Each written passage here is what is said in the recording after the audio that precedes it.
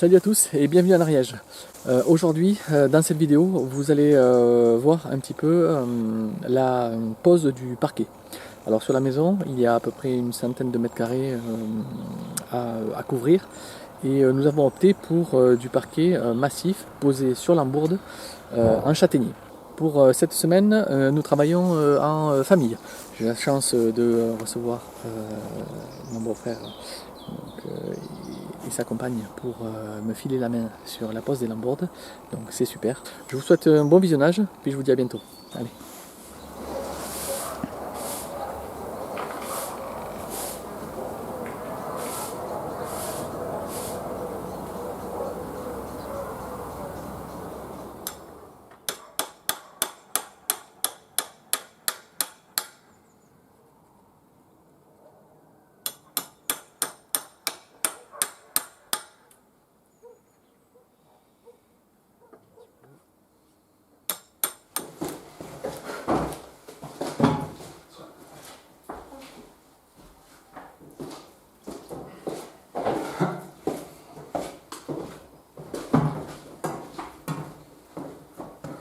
Donc là, on est en train de décharger tout le parquet.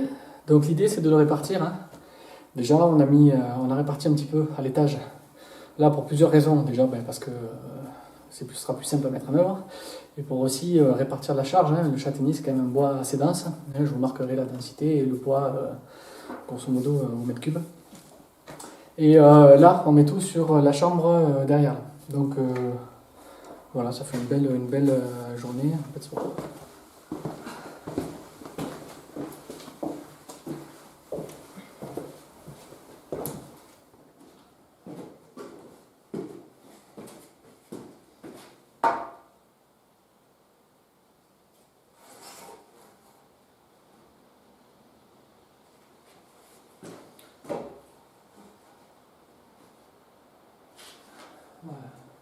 Bon. Comme je l'avais prévu, étant donné que la dalle a été faite par votre serviteur et que votre serviteur n'est pas maçon, il s'est avéré compliqué dans la chronologie de la journée de faire quelque chose de propre.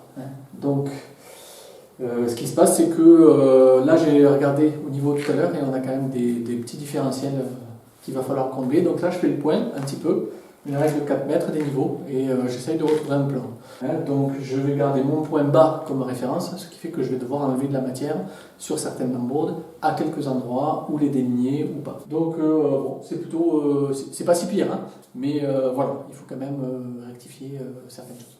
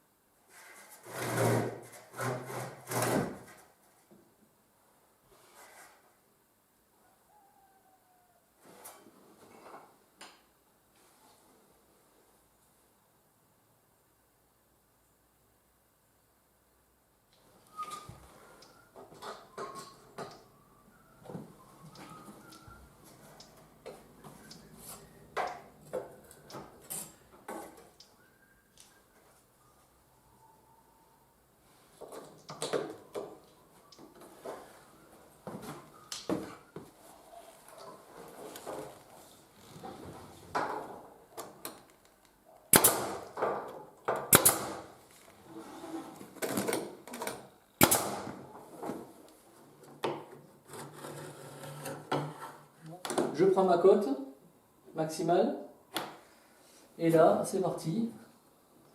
Je suis de niveau ma marque.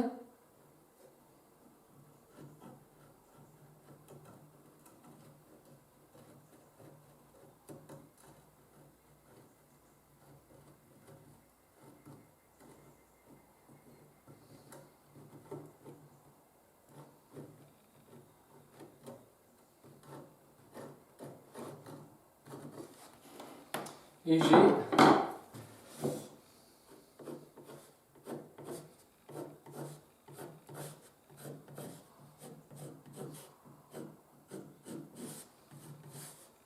ma coupe. Ici, je ne sais pas si je vous l'ai déjà dit, mais tout ce qui est découpe, pose du lambris, volige, hein, tout se fait avec deux outils. Hein. Ici, on n'est pas dans un atelier circulaire et sauteuse. Hein. Voilà.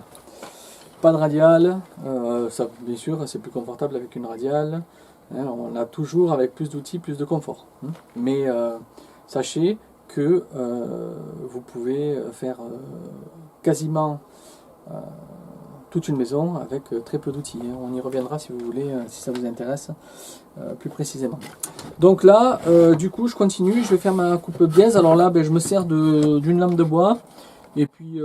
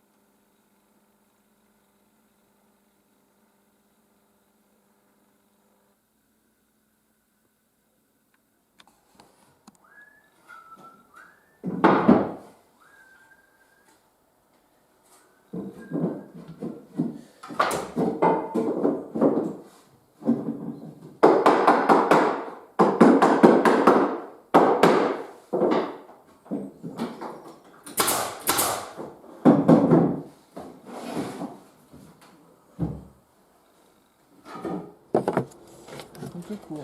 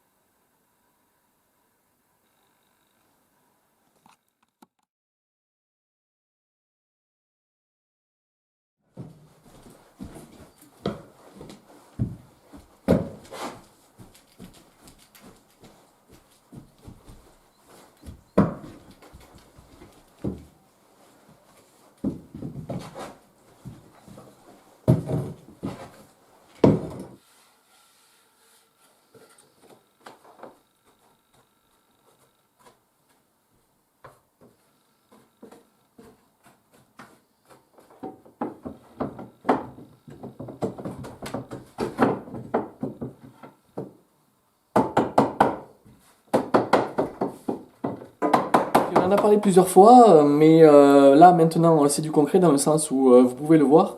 Je vous avais déjà parlé de l'anticipation qu'il fallait avoir lorsque vous concevez, lorsque vous dessinez votre maison. Hein, L'idée, c'est d'anticiper un petit peu ces hauteurs de plancher. On peut être facilement surpris, d'autant plus si vous aménagez sous les rampants, hein, de la hauteur du sol fini par rapport au solivage. Hein. Donc, grosso modo, là, vous voyez que par rapport à mon solivage, il y a la première couche de lambris peuplier, donc qui fait l'habillage de la sous-face. Ensuite, les panneaux OSB en grande plaque pointés pour contreventer, pour faire un plancher technique contreventant. Ensuite, on a nos lambourdes, parce que j'ai décidé de poser le plancher sur lambourde. Je voulais qu'il y ait un isolant phonique entre mon parquet et mon sol technique.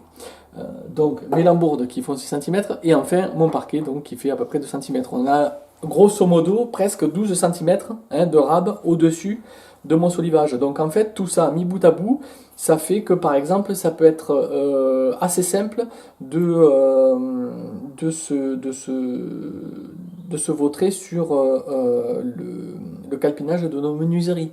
Hein. C'est-à-dire que là sur les rampants, si vous regardez bien derrière, si je lève un petit peu la fenêtre, bien qu'à contre-jour, hein, vous voyez que les rampants là, est-ce que je vais arriver à vous montrer comme ça? Voilà, les rampants comme ça là, sont pas si loin de la menuiserie. Hein.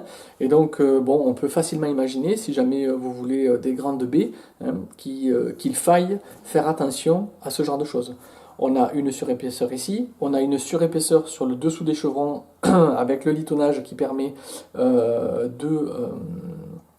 fixer la voulige et de maintenir le frein vapeur lorsqu'on insuffle la boîte. Enfin, tout ça doit s'anticiper. Voilà, c'était juste pour ça. On retourne au parquet.